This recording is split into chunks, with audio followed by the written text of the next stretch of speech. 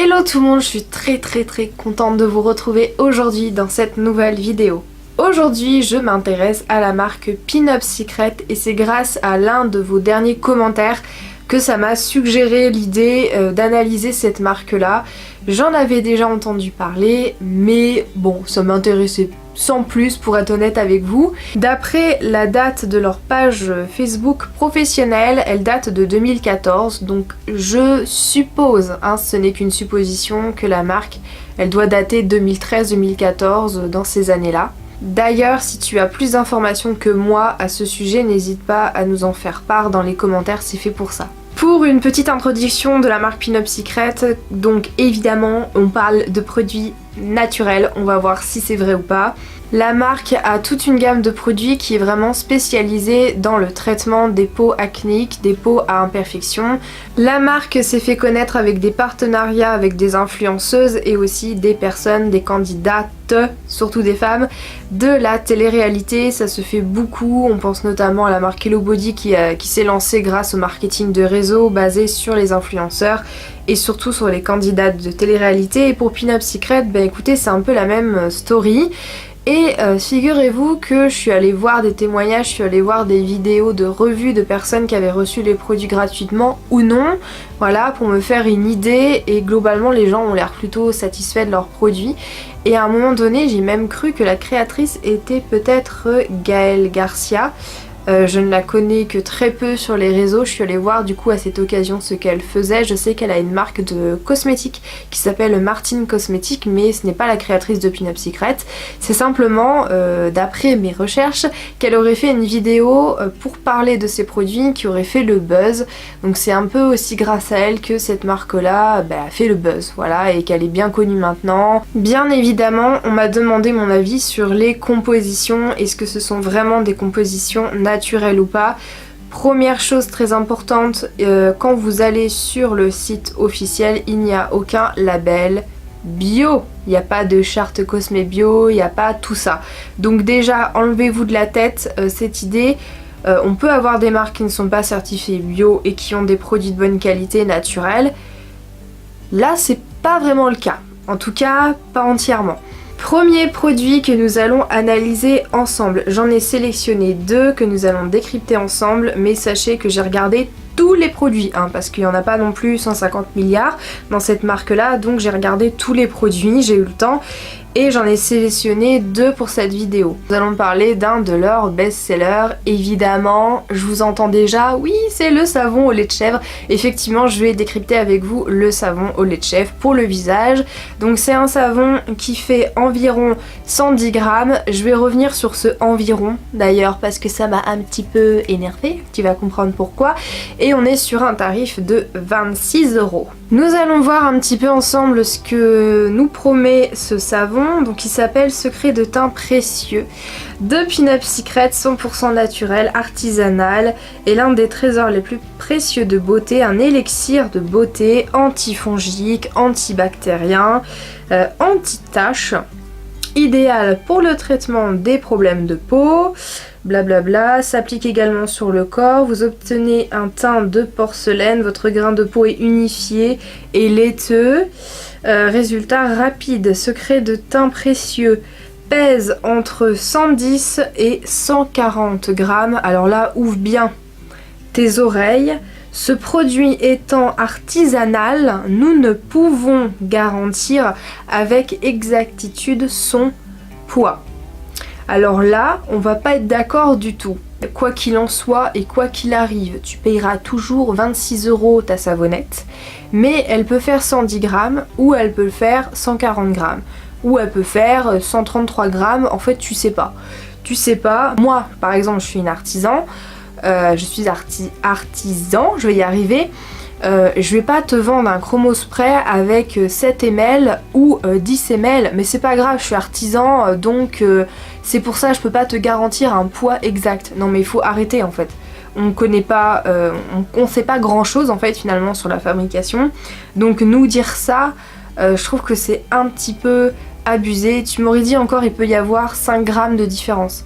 Sur un savon, bon j'aurais pu comprendre si tu veux, mais 30 grammes, rendez-vous compte, Par exemple 30 grammes ça équivaut aux tailles échantillon, enfin au mini format, c'est même pas un échantillon, de la savonnerie Aubergine. Vous pouvez acheter des savons, il faut environ 30 grammes pour les tester. C'est ça 30 grammes. C'est pas ça, tu vois, c'est pas, allez, il peut y avoir ça de différence. Bon bah tu t'en fiches, tu vois, c'est... Non mais 30 grammes les gars, 30 grammes. Par contre tu paieras toujours 26 balles et ça pour moi c'est inadmissible. Donc c'est parti, premier ingrédient, nous avons de l'huile de coco, du beurre de karité, de la glycérine, du lait de chèvre, enfin lyophilisé là, de la soude caustique, une huile essentielle pardon, de géranium, donc ça c'est bien, l'huile essentielle de lavande, l'huile essentielle de titri, l'huile essentielle de sauge et de l'huile essentielle de camphre, camphre ou ravinsara. Pour le coup c'est le produit qui a une bonne composition chez Pinup Secret. Par contre 26 €, je trouve ça cher pour une savonnette, honnêtement. C'est comme si les gens redécouvraient un truc efficace et en se réappropriant le fait que ça soit un truc génial, alors que non, vous avez juste repompé une recette naturelle de savon qui existe déjà depuis des années et des années, qu'il y a plein d'autres petites marques bio qui se décarcassent à faire des produits vraiment nickel avec des prix plus accessibles pour le grand public. Il y a des marques bio qui font des super produits, il y en a plein, et là je trouve que c'est abusé, d'abuser de la naïveté et de l'ignorance des influenceuses etc. qui n'y connaissent rien en compo et qui pensent que ça c'est génial, ouais c'est naturel et tout, ouais sauf que t'as des centaines de marques qui sont en train d'attendre derrière. Ces gens là on n'en parle pas, enfin on n'en parle pas assez selon moi, donc voilà. Je pense que tu auras compris que pour ce premier produit, je suis ultra mitigée. Second produit que nous allons analyser ensemble, il s'agit d'une crème pour le visage, c'est la crème sans huile. Donc c'est une crème qui coûte 29 €. Là aussi, j'ai plein de choses à te dire. Je suis désolée, cette vidéo va être un petit peu négative, mais bon, voilà.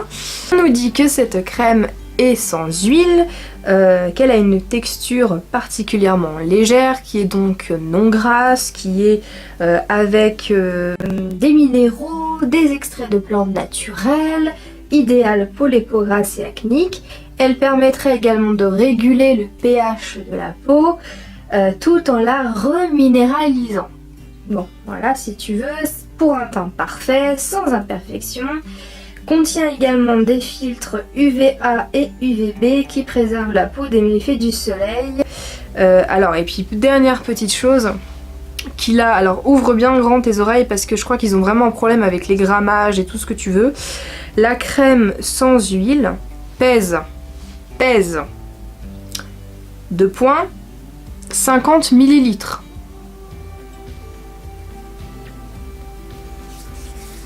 Donc premier ingrédient, on a de l'eau, jusque là tout est normal.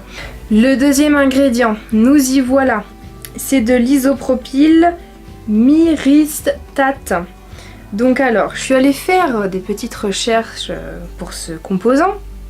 Des fois elle est abrégée et on a juste MIP, donc MIP, ça va plus vite. C'est un ester de l'acide myristique et de l'isopropanediol. Propanol, pardon.